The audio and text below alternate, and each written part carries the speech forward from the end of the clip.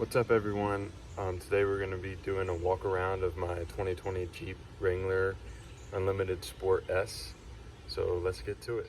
So this is my Jeep, and I think we're going to start off with the smaller things and the interior, and then we'll work our way to the bumpers and the lift. So the first thing on the list is the WeatherTech floor liners, and I only have them for the front mainly because I'm not really going to have that many passengers in the back, and they're also expensive, about $100 a piece, so I just went with the front. And the next thing, we have the bulletproof phone holder with the GoPro mount as well. And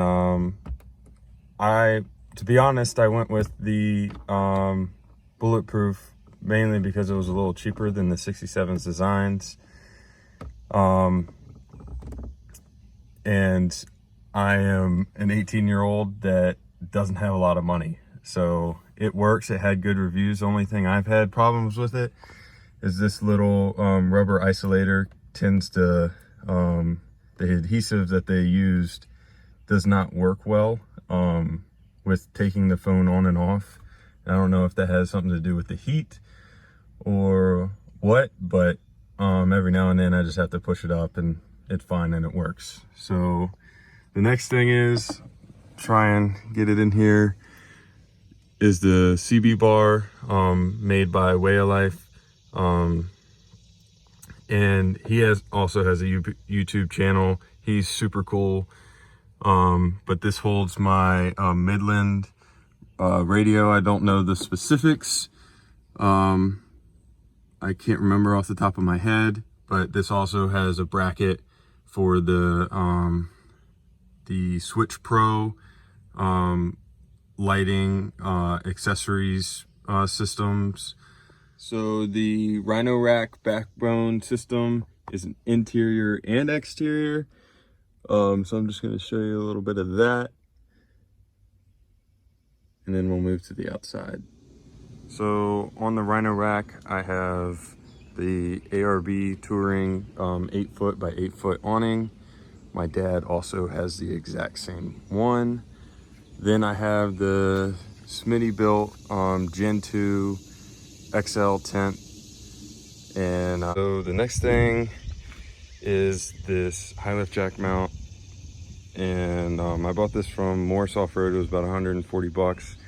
Can't remember if Morris makes it or if it's a different company, but it's fantastic. It does not shake at all. It doesn't get in the way of the door when you open it, and it looks super cool. So the next thing on the list is the Smittybilt SRC bumper, and it has a relocation bracket for the license plate, as you can see. The wiring for the lights in the bumper all comes with. We had to lengthen a couple things just because of how we routed them through the tailgate door down to the factory location of where the plug was actually at. So my front bumper is from Rugged Ridge. It's the HD stubby front bumper, and it was one of the reasons why I bought it. It looked super cool because of these inch thick recovery points, and it has 7/8 and 3/4 for the shackles. And you could also use your factory fog lights, and it has 2 mounting spots for the high lift jack to just slide into the front of the bumper for whatever reason. If you get into that situation, it's there and you can use it. This is the winch plate and the back of the fog lights, and it does have brackets on each side for the rotational force of the winch.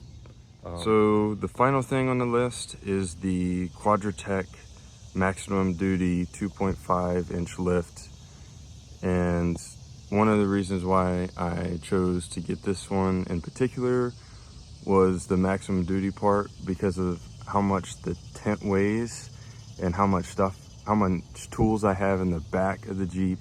When it was in the stock factory suspension, it was basically squatting like 2 or 3, probably about an inch to 2 inches. And I also wanted dual rate springs. I didn't really care about the shocks because I knew I was going to replace them.